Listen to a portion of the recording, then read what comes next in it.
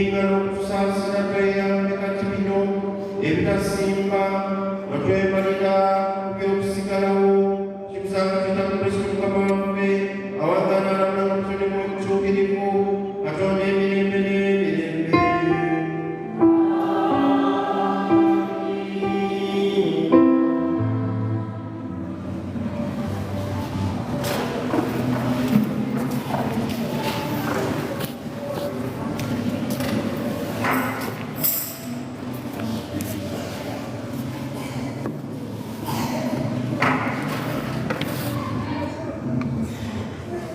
Ekitambiro kino eky'emisa ebyetaago byaffe bigaziganiramu.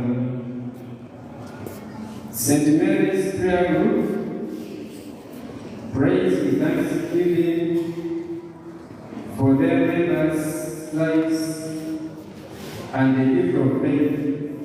They join their members to celebrate their birthdays this month.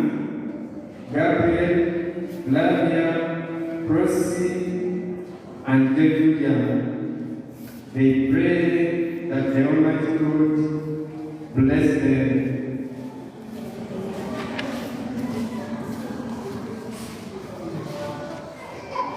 Our grace prays for God's grace and mercy upon her and family. Also prays for the growth of this ministry. Rogers and William prays with thanksgiving for God's grace for granting him a visa upon the success in his interviews. Also prays for God's guidance in the new career in Jesus' mighty name. St. Mary's Prayer Group prays with thanksgiving for their leaders, especially their Papa, Mulinda Aaron, that the Almighty God grant him a quick recovery, protection, strength, and they also pray for their forthcoming programs.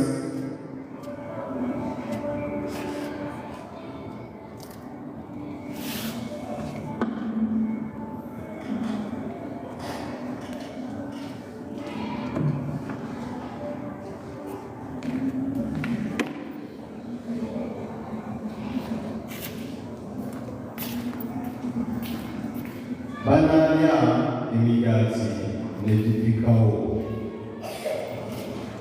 Essomo erisooka lyesoma mu kitabo ekyokubiri ekya Bassekabaka omutwe gwa 4 akanyiriri ka 42 okutuuka 44. Mu nnaku ezo omusajja omu yava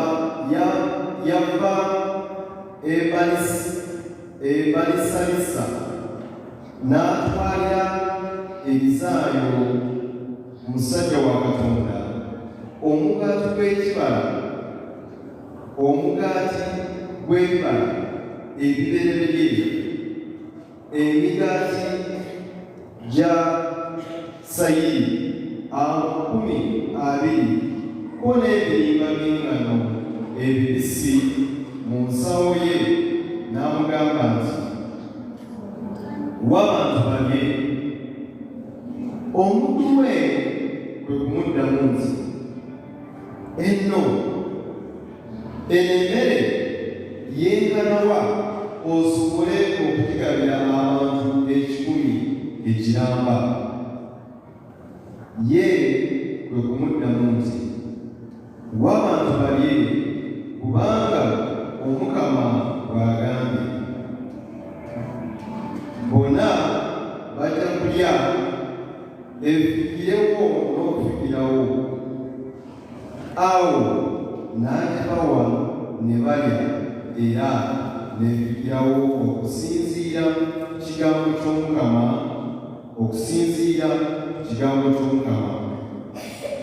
ebyo Omukama yabyogera. Oluyimba olw'okwegulira ekiddibwamu oyanjuluza ekikonde kyo n'otukusa ayi Mukama.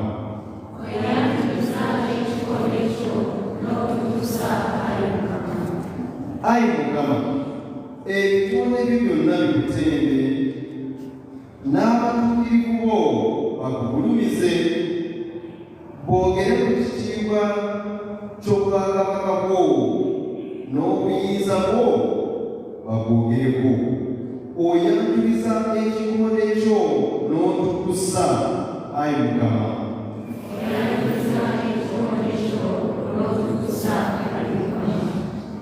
Amaaso ga byonna gasuubira mu ggwe, naawe obiwa kye birya ng'obudde butuuse.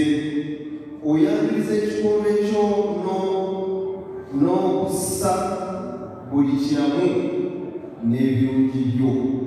Oyanjuliza ekikonde kyo n'otukusa ayi Mukama.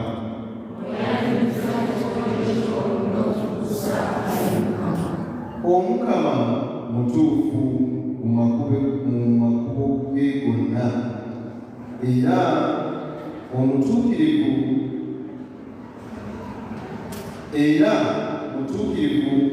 mu mirimu gye gyonna. Omukama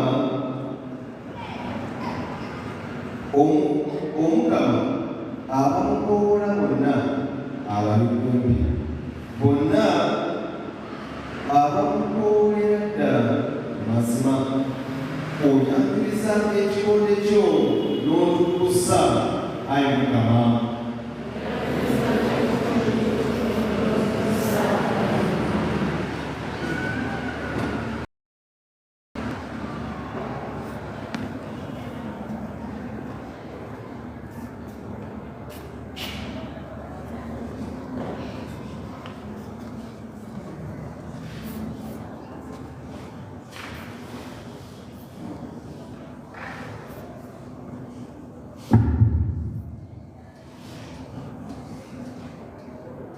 One body, one Lord, one faith, one baptism.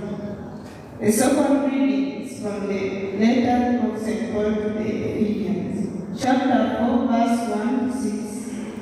I, the prisoner in the Lord, implore you to live a life worthy of your vocation. Bear with one another charitably, in complete selflessness, gentleness, and patience. Do all you can to prove the unity of the Spirit by the peace and that binds you together. There is one body, one Spirit, just as you were, as called into one and the same hope when you were called. There is one Lord, one faith, one baptism, and one God, who is the Father of all, through all and within all. The word of the Lord. Brethren, let's rise up and welcome God.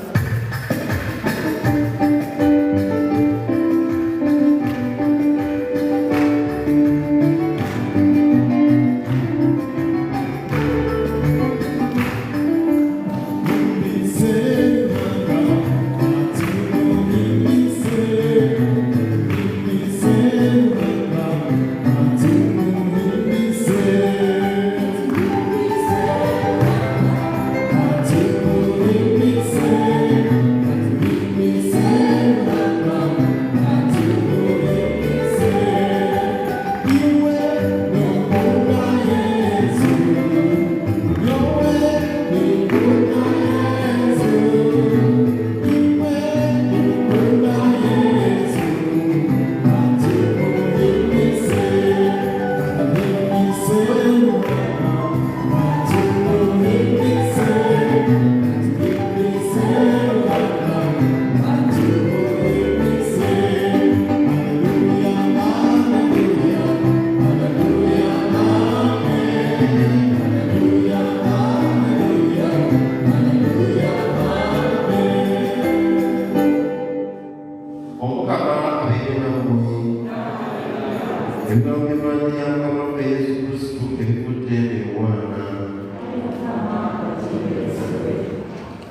Obudde bwe Yesu yagenda emitala w'ennyanja e Galilaaya ye ya Tiberiyadi, abantu bangi ne bamugoberera kubanga baalaba ebyewuunyo yali akola ku balwadde. Yesu n'alinnya ku lusozi n'atuula eyo wamu n'abayigirizwa be. Paasika olunaku olukulu olw'Abayudaaya yali eggundi. Yesu yasikula amaaso n'alaba ng'abantu abazze waali bangi nnyo. N'agamba Firipo nti, tunaabulawo emigaati bano okubaliisa. Kyokka yakyogera kumugeza bugeza, ye yali amanyi ky'agenda okukola.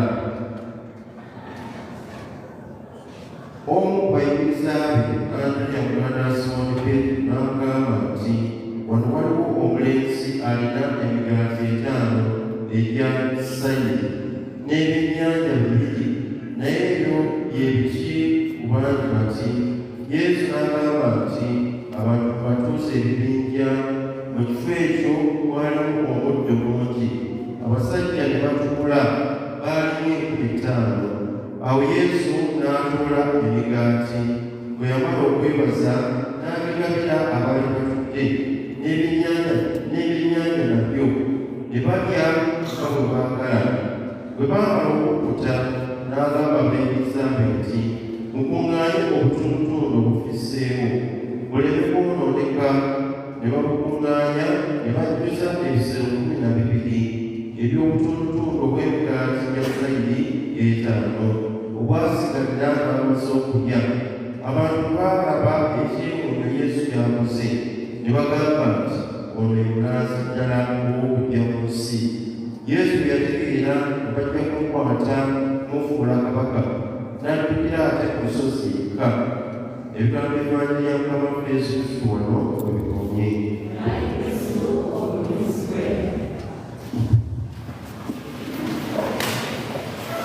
Omukama bulungi te bonna.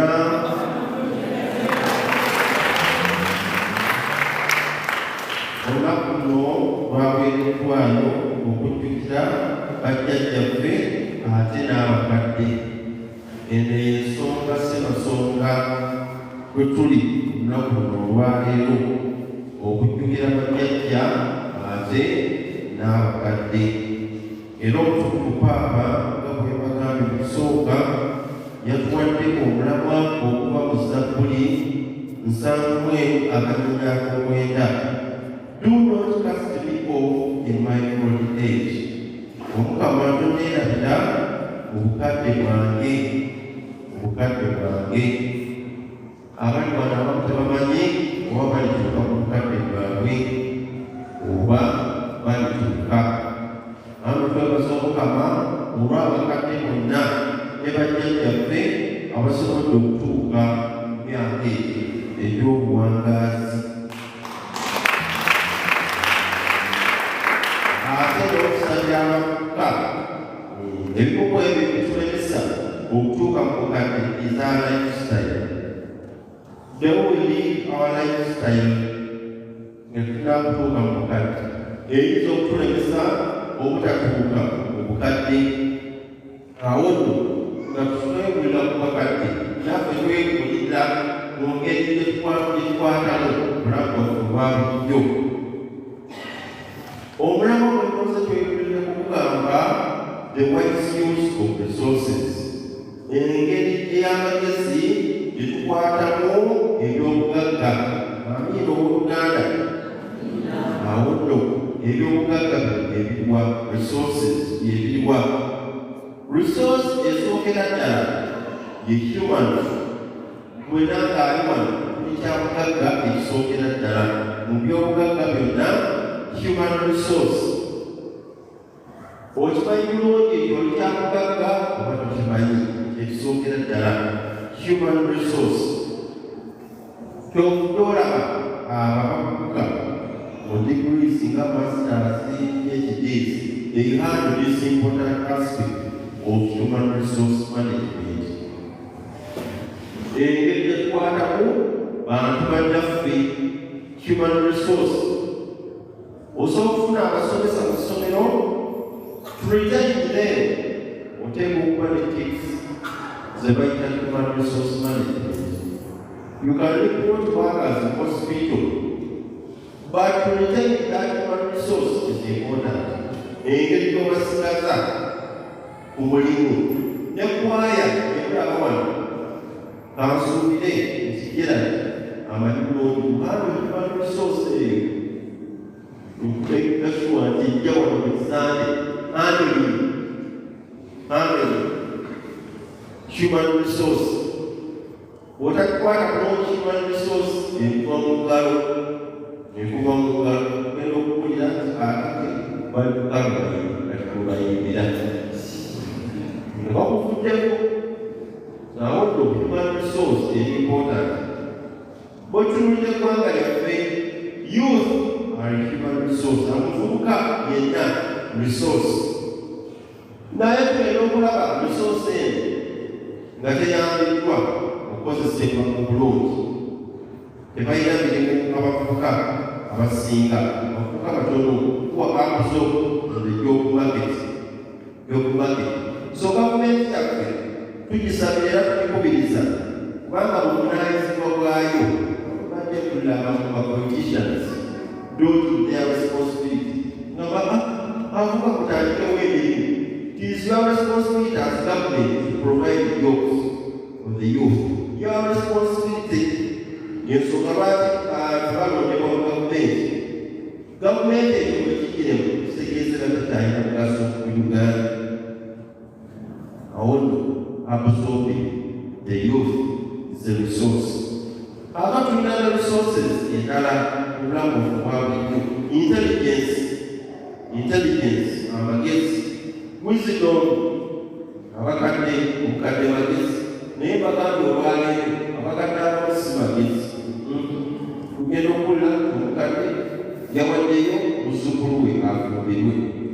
Otegeeza oyo omukadde talina magezi, wadde omukadde magezi, naye ye oyo kasitula talina magezi. Omukadde ono yawa magezi mu kuloga, omukadde ono bulogo, omukadde ono lusesi. Nkitegeeza siba talina magezi, omukadde magezi, naye oyo ye omukadde talina magezi, mulogo. Awo ekyokulabirako ekibi, physical strength, amaanyi is a resource. Feelings, waliwo abali wano nga feelings zafadda talina amuyadde. Kiki ekireetera abantu lose feelings is okwekwako wokka. Tokola kusanga abantu mu Uganda balina ekutiya bya ssente. They don't have feelings. That's the simple answer. Baafadda bafu mufu atalabula.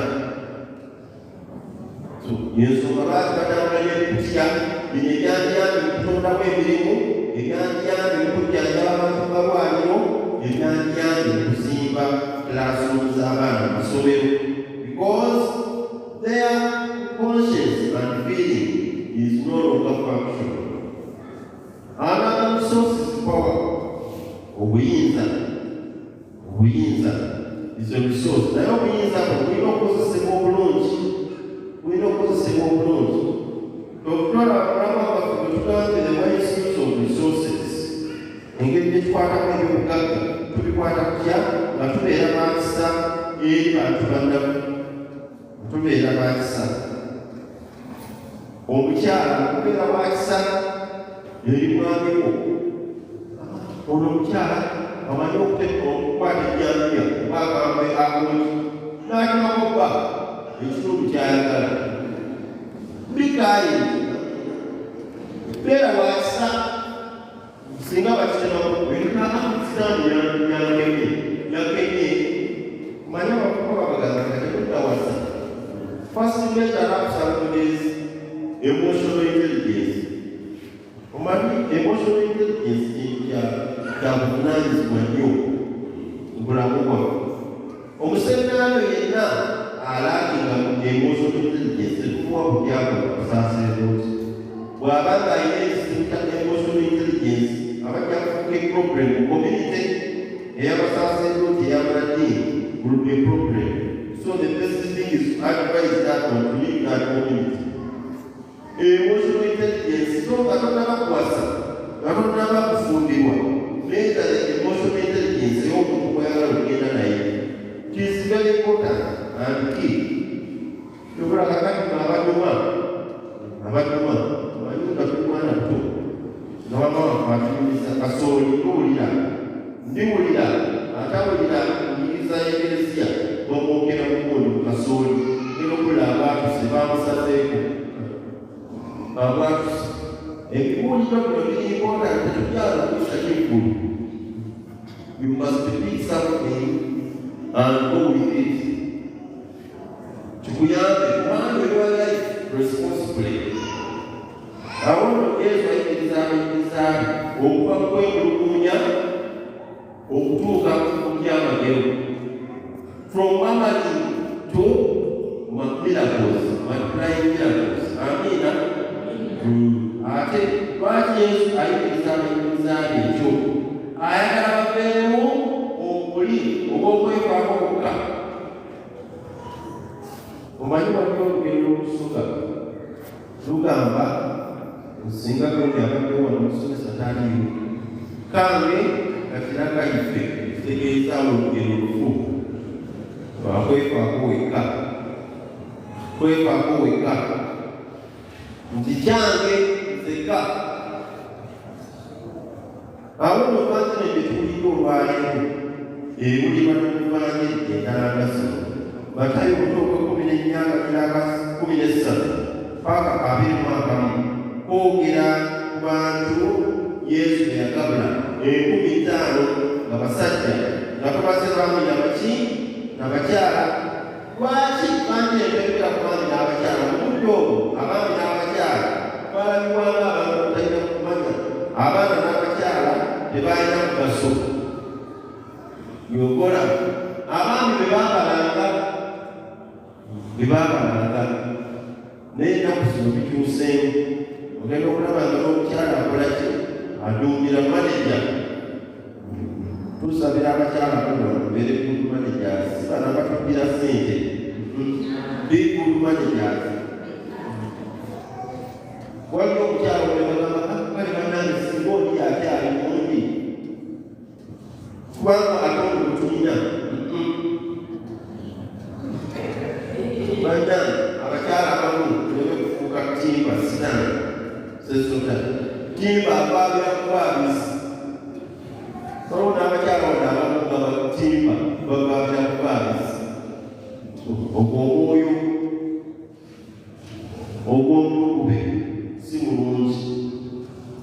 Awo nno Maliko omuto ogw'omukaaga akanyirako 31 mpaka ku muto ogw'okuna vanjiri eyogera nga Yesu alagira abayigiriza batuuse abantu mu bibinja, babatuuse mu bibinja. Yoyo Maliko.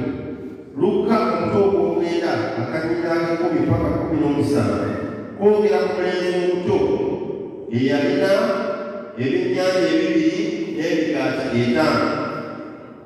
Awo nno Mukama n'abisaazaamu bonna ne bakola ki? Ne bakkuta. Guno omwaka gwa Maliko, banjija ya Maliko omwaka nyabbi. Naye nga bw'omanyi the eyewitness eyalaba Yesu maaso ku maaso yali Yowaana. Yokola emyaka gino abajja kiki ekibeerawo? Eklezia eyigizaawo Yowaana kubanga is an eyewitness.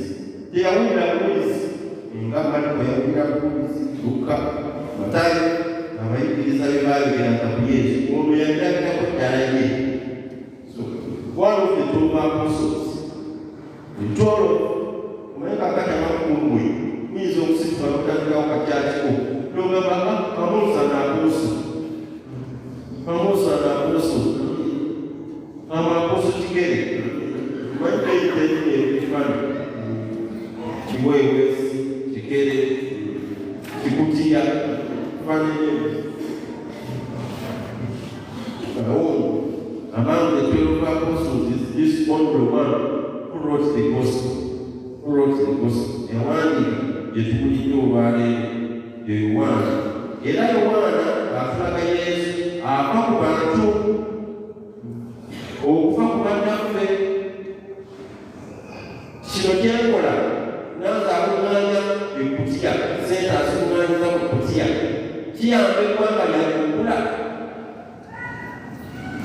kiyamba abantu abalala okubeera obulungi, oba kibaddiika poliisi nga tebalina ddagala gagwali, ng'abasomesa babawo okusasulibwa, kiva ku lulwe lwange ettima lyange ery'okwekusanzika nga nina ekutiya ga sente abalala nga tebali bulungi. Awo n'Omukama atusaba okulwanyisa emize gyonna egy'obunanfuusi, kuba kulonda omubbi n'otandika okufuuka nanfuusi omubbi kitegeeza you a traitor, terrorist. Tukozese ebyobugagga Omukama byetuwa bulungi. Wasting, there are so many things that we waste. Kuba mwakafaananyi emmere ebeera wasted.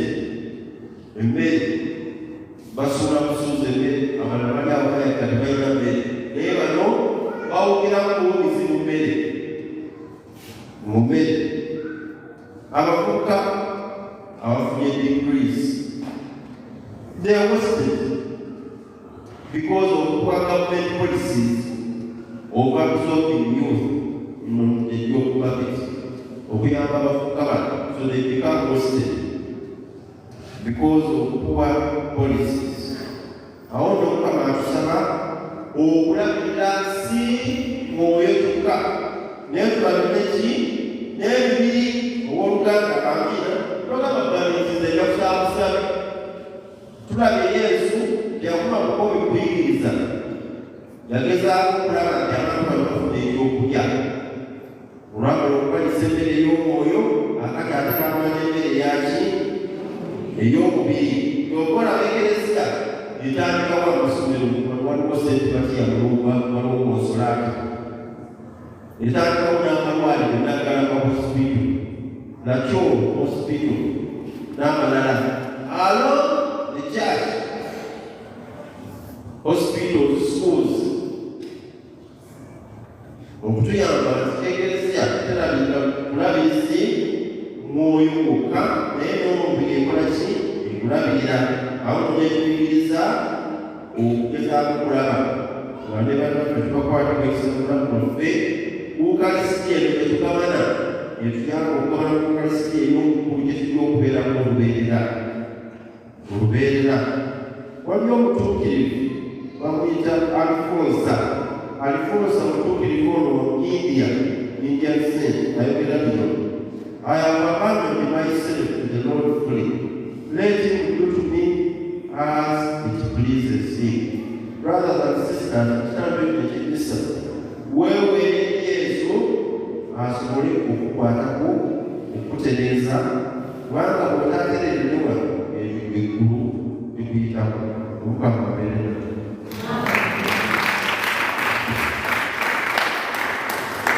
nzikiriza Katonda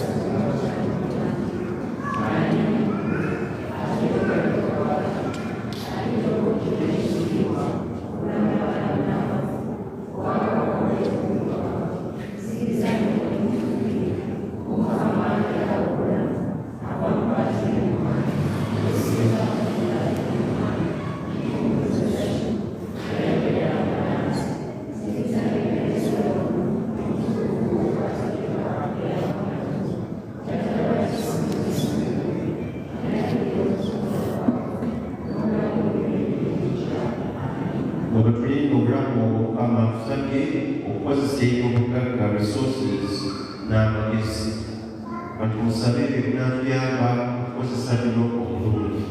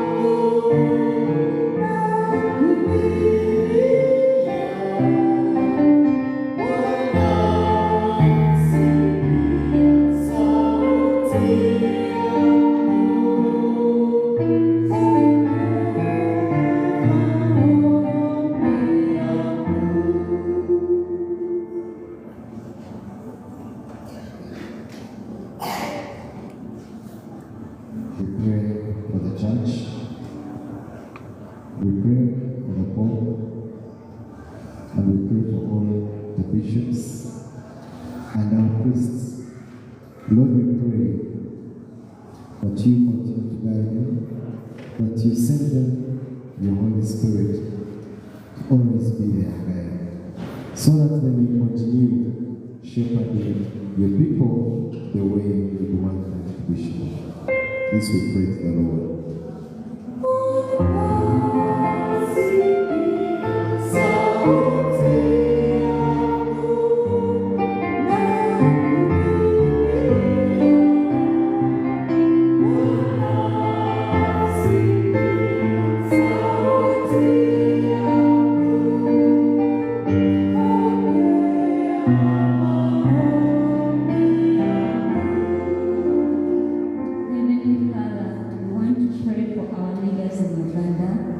Ask Him to direct their thoughts, speech, and actions.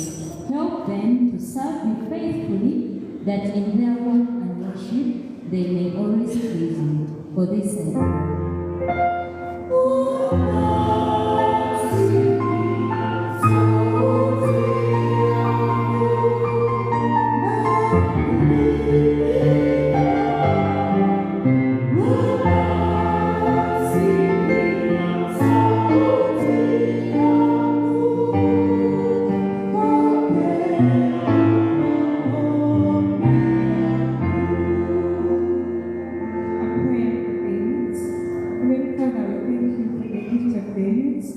We pray Jehovah protect us so that we reach our old age. May you help us to manage our resources.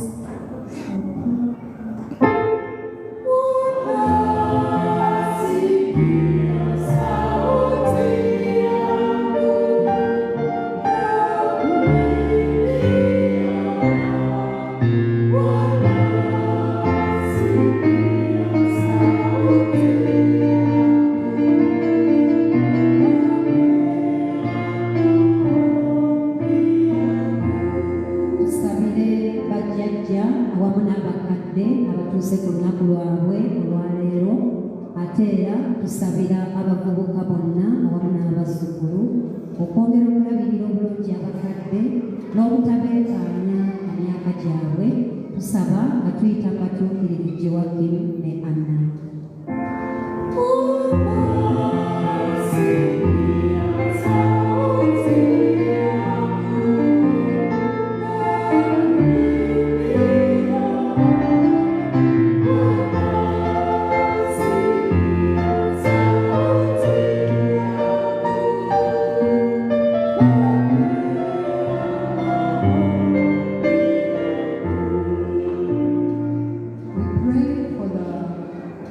For the needy, people on the streets, children on the streets, to lead them to Lord. Also lead to people who are searching, those who are searching for spouses, those who are searching for jobs, those who are searching for peace and they cannot get peace. Please, Lord, listen to our prayer.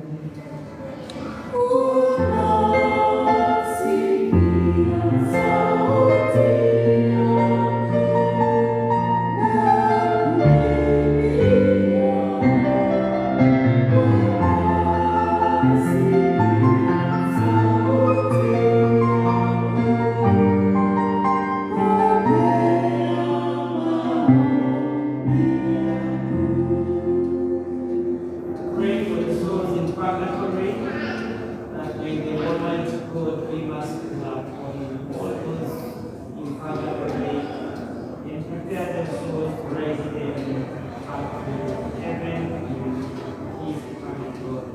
We pray for God.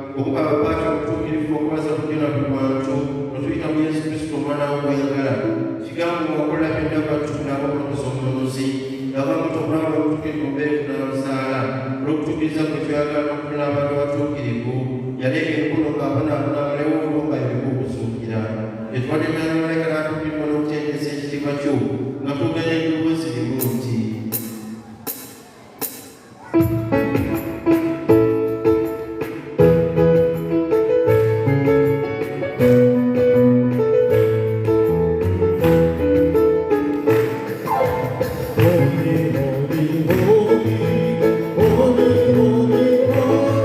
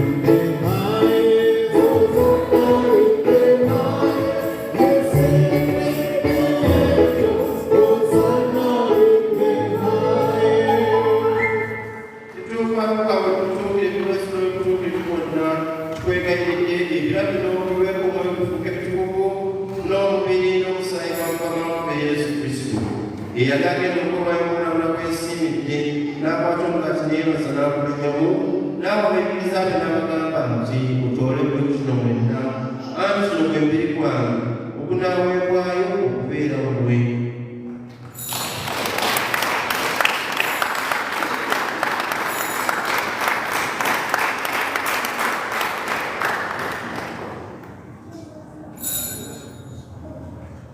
Era kubanga lubyekyo ekiro naddala ne kalisi era neyeebaza n'abo abayigiriza be n'abagamba nti mutole muno mwenna ate ne kalisi n'omusaayi gwange ogendagana n'empyata ey'olubeerera ogunaayo okubeera mwena okubeera abangi okusonyiyisa ebibi kino mukikolanga kwakunzijukira.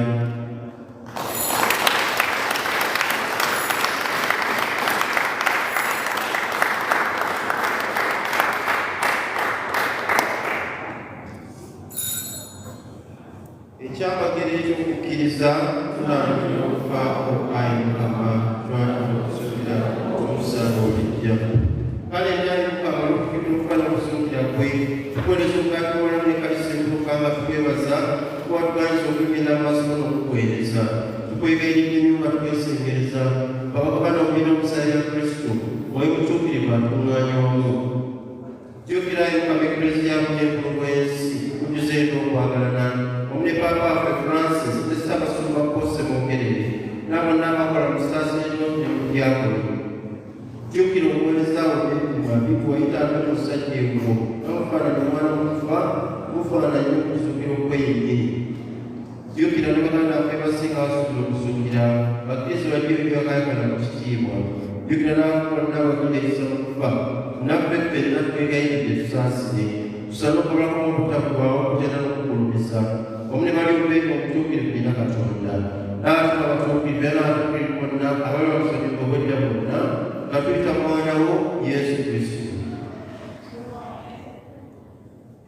Benedictio Benedictio Benedictio Spiritu Patrum Omnipotentium Inter Spiritus Sancti omnis honor et gloria per omnia secula seculorum.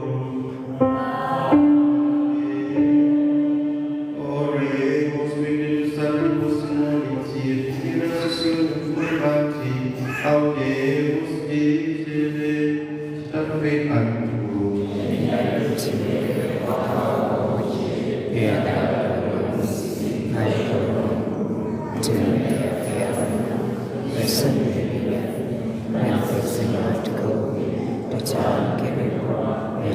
Ayi Mukama twegayiridde tusobole mu bonna byabwe tukuddembe tugirira ekisago n'ebyo ennaku zonna tutebengere agatutokana kumu nga tulina okwesiima kwatusuubiza n'amatuka g'omulokozi waffe Yesu Kristo.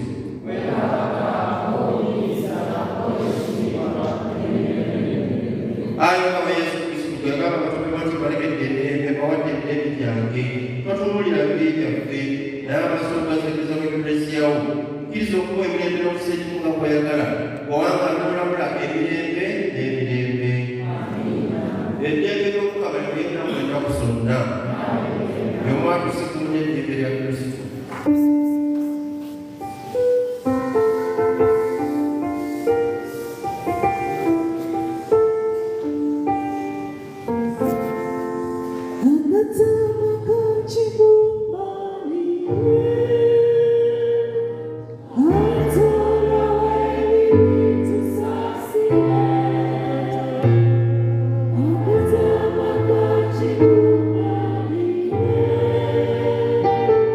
Oh,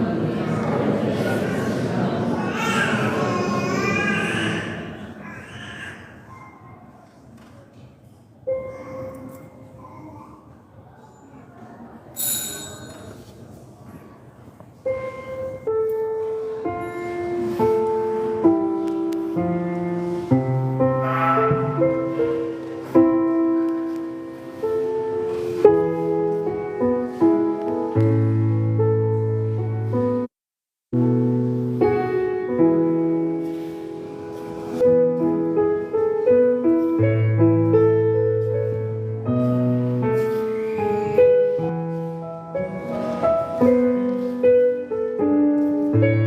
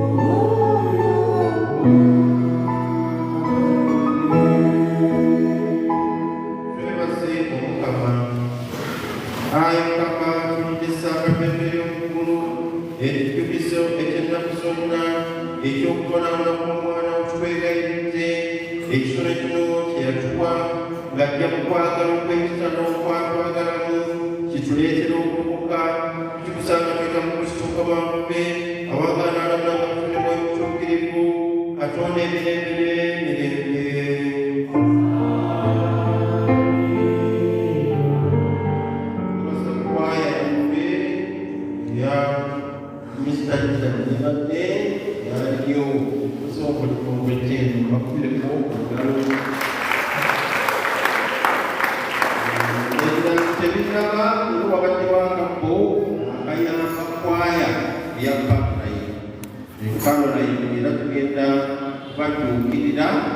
Basobole okutegeka okuyimba kwabwe sante ejja wano ssaawa 9 awo nno kwaya tutereko oluyimba tudduukirire Caroline. Neebaza Yesu olw'ebirungi by'ampadde, waliwo n'ebyampanga singaze n'omusaba. Neebaza Yesu olw'ebirungi by'ampadde, waliwo n'ebyampanga singaze n'omusaba.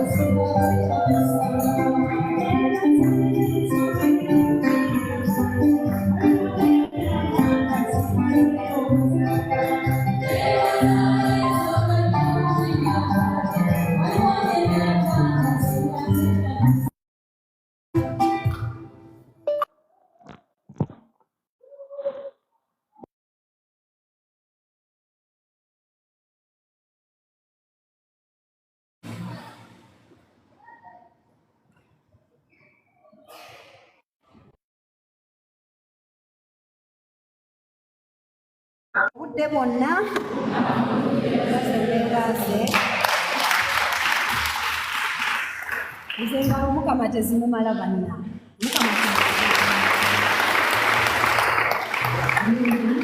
I love this food, I love the train, and that's his nature. Eno esande yaffe ey'ekumi-n'omusanvu omwaka ttaano. Twebaza Katonda otumaze okubeera mu ngalo yebatekisa ku nnaku lw'abajjajja n'abakadde naffe ne tumulabako nasaba twongerera abawolereza abajjajja n'abakadde be batuukirivu Gyewakimu ne Mandi oba Gyewakimu ne Mandi baabala wano kyekifaananyi kino ebisambo ewedde osobola okujja n'osaba muyita mu bo for a special blessing. These are the patron saints for the elderly and the grandparents. Twebaza abona wa Katonda abatusabiye Joseph babona atubuze okuviira ddala ku makya saba tumwebaze abateebaziza nnyo webale kutwagala webale kwagala kyeka webale kuwagira akakaako ak'okubiri aka Caroline Choir twogera okubayita okujja sande ejja sande wiikend tetutandise ennaku z'omwezi nnya mwezi ogw'omunaana ssaawa 9 wano mu ekereziya tuwagire Caroline Choir ng'etulaga Marian concert. Come with support in that regard. I don't have the envelopes here, but I think you can pledge either one of the charismatic members or you come in person on that day and keep time.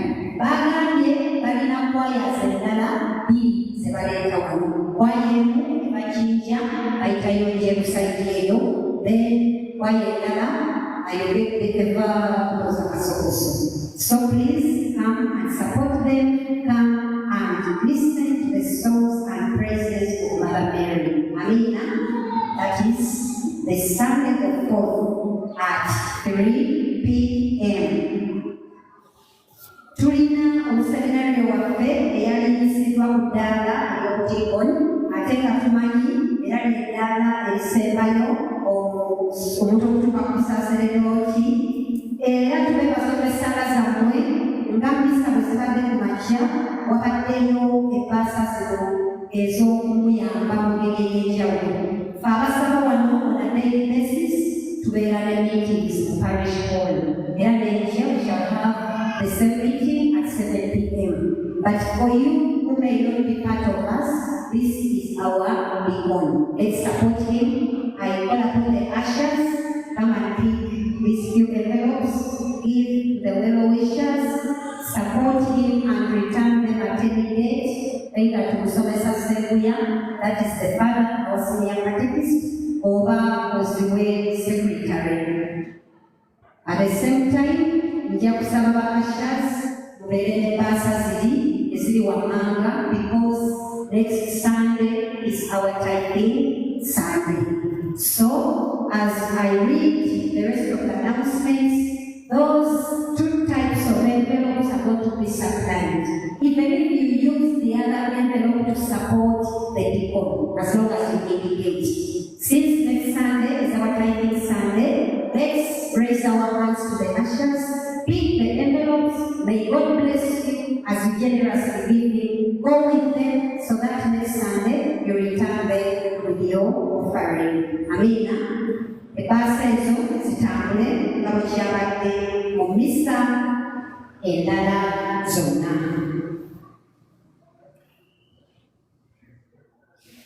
Bwana mukulu waffe awamu n'ekibiina kya Catholic Charismatic Renewal at our parish tubayita mwenna okujja mu musomo gwe tuyise omusomo mu mwoyo omutuukirivu, that is like in the spirit seminar.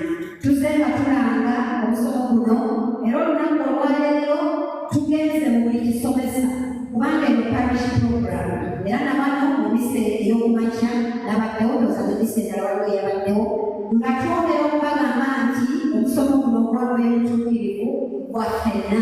It is for all of us Catholics. Era ne tubabuulira bye muba musuubira mu musomo guno nga muzze.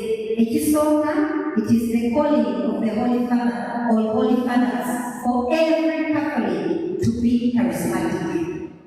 It is a calling of the Holy Father, and you shouldn't forget the church is inspired by the Holy Spirit.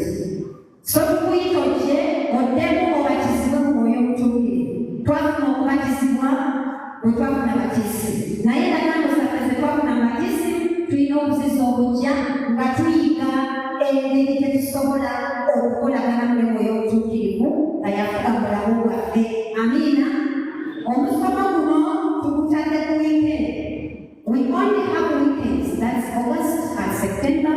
With August, we shall start on the 16th. It is a Friday, and on that day we shall start at 5 p.m. because our teachers will have come. Mubudogo, inakusomesa kumi na mukaaga mwezi ogw'omunaana tujja kutandika ssaawa 11 ez'akawungeezi kubanga abasomesa baffe bajja kuba batuuse wano. Kati tweyongereyo ku nnaku z'omwezi endala nga 17, nga 24, nga 25 naye nga 31. All those are weekends, Sunday and Saturday. Awo tujjanga kutandika essaawa 2:30 ez'okumakya era tubate essaawa 12 ez'akawungeezi. Then omwezi ogw'omwenda tujja kubeerawo ennaku z'omwezi lumu, ennaku z'omwezi 7, ennaku z'omwezi 8 n'ennaku z'omwezi 15. Era nga 15 abantu abo abanaabeetabye emisebera eyo bajja kutikkibwa. Era ennaku ezo ez'omwezi ogw'omwenda tujja kutandika ssaawa 2:30 tumale essaawa 11 ez'akawungeezi. Bwe nabadde njogera mu misa ey'okumakya saabadde nabudde era nakati manyi kale sirina budde, naye abongezi baabadde bangi nga boogera ku mudiikoni waffe kati agenda kufuuka ennaku z'omwezi 10 omwezi ogw'omunaana wali embaga lukiiko. ndowooza bajja kwogera otuwa program tugendeyo tukubeereyo ne boogera bazadde the Xavians were here nga baboogerako ng'ebibala by'Eklezia okuva emyaka 10 gye tufunye nga parish ya St. Mary's Kireka. Naye byonna ebyayogeddwa byetoololera ku nkolaganayo ne Katonda. Everything that makes you a true Catholic rotates about your personal relationship with God. If you come for the Life in the Spirit seminar, that's when you're going to learn that. Expect a lot. Amending your broken relationship with God. Enkolaganayo ne Katonda eryetya as of now. Is your marriage upright for your relationships? Are you sacramental? Are you behaving the right way? Don't fear. They will guide us on how to renew our relationships with God. We shall be taught how to pray, how to open the Bible. We shall be guided. You will be praying and you don't receive. What's the problem? We shall find out. So this seminar is for you, and you must create time for God. Amina. Amina. Ojja kwiga okuwulira eddoboozi lya Mwoyo Omutuukirivu kubanga charismatic renewal is a movement that allows the Holy Spirit to rule in our lives. Do you listen to the voice of the Holy Spirit, or you have your own voice? And failure to listen to the voice of the Holy Spirit, we are causing division in the church, and you have seen that. You shouldn't throw your heart against the Spirit of truth. Those are some of the expectations that you shall find in the Life in the Spirit seminar. Hopefully, you shall get flyers and supply them next Sunday if all goes well, just as a reminder for this particular case. I was out there registering the members, your name and your contact for earlier preparations. Because we need to submit this list to our leaders so that they also plan the appropriate chairs for us. So, I request one of the members, charismatic, the one responsible, please stand up so that after Mass, don't walk away. Register your name, your contact, and we shall give you further details. Amina.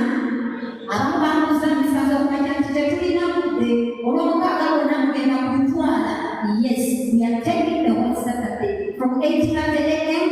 to 5 p.m. and also the Sunday, same time. We have our private arrangements and possibly priests who will be leading us in those various masses. If you complain of time and you give priority to your work or your personal schedule, are you listening to the voice of the Holy Spirit?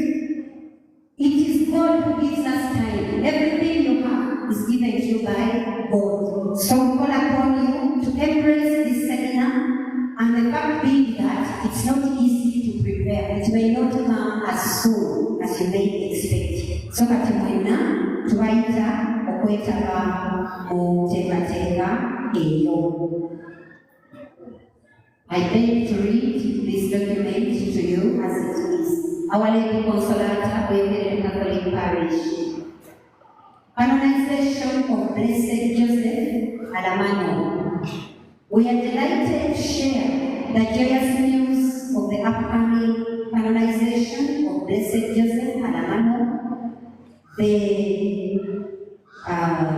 the founder of the Consolata Missionaries. This sacred event will take place on October 20th this year in Rome, Italy, as a significant milestone for the Consolata family and the broader church. We wish to extend our invitation to Christians from St. Mary's Centenary Catholic Parish who would like to join us in witnessing this historic moment. Our parish has made all necessary preparations to facilitate this blessed pilgrimage to Rome. We invite interested parishioners to reach out to Our Lady Consolata Boyobelele Catholic Parish Secretary or this contact, which I will avail to you. For more details or visit the parish office. Let us join together in prayer and thanksgiving for the gift of Blessed Joseph Alamano and prepare our hearts to celebrate this canonization with joy and reverence. May Jesus truly present in the Blessed Sacrament bless you and your families. Yours in Christ, Reverend Father Joseph, Parish Priest of Waybury. So I think we can clap for that. We are getting another saint, and that is the founder of the Consolata Missionaries. And remember, we broke off from Waybury, so we are here and we can have a school named after Consolata. So you get further inquiries from our Secretary's office. Batugambye tukusoma kuba bajjajja n'abakadde tetufunyeeko twakufunye bbese ezasoose naye muddeyo nga mwagala abakadde ate nga mubayamba ate nammwe mwongere okulabira ku bajjajjaffe gyewatudde emaali okwongera okwekuuma tutuuke ku myaka egyo egy'obukadde. These marriage plans. Omwami Yamugisha William Ow'Ebwerere, mutabani w'omwami Ephraim Yamugisha n'omukyala Sarah Yamugisha ab'Ekireka, ayagala okufumbiriganwa n'omukyala Kyamugisha Rachel ab'Ebweyogerere, muwala w'omwami Anthony Yamugisha n'omukyala Pelagia Tumuheire ab'Eshoroza Kabaale. Balangiddwa ekirango kyabwe ekisooka oba olina ensonga ebaziyiza osobola okugamba bwanamukulu waffe, otherwise let's support them and pray for them. This is our factory for last Sunday.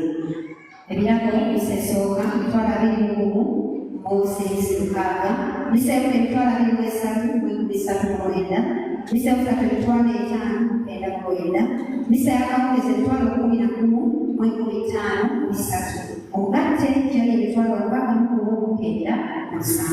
Twalina akabo k'abakadde last Sunday and first mass twakola 13:6, second mass 8:8, third mass 3:10, evening mass 12:3. Omugatte kyali 25:5. Zonna wamu ssente ebyewedde gyali 8,714.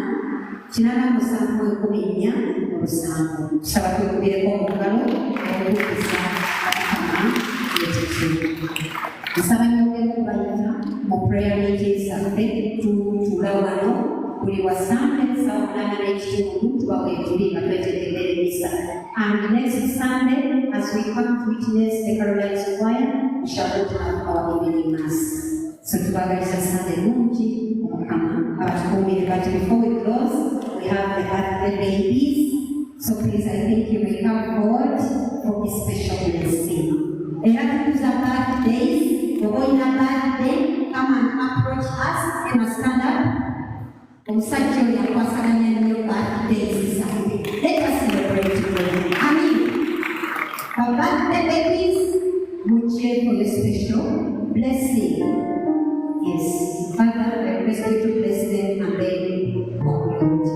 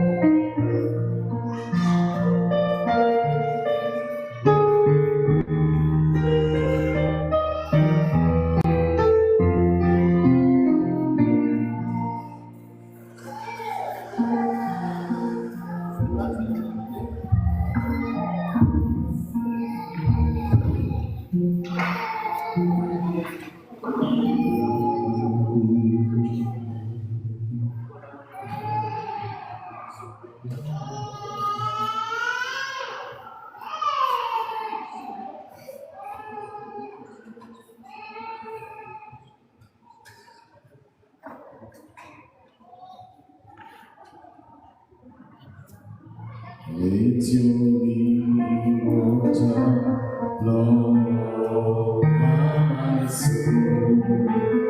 Let your Holy Spirit come to control. In every situation, God's found time. All my days and bodies to you.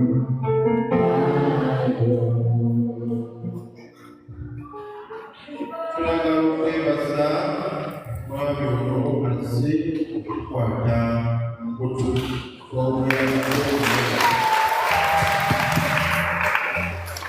olwagateeka ntuseko mukuto kulanga mawulire agasanyusa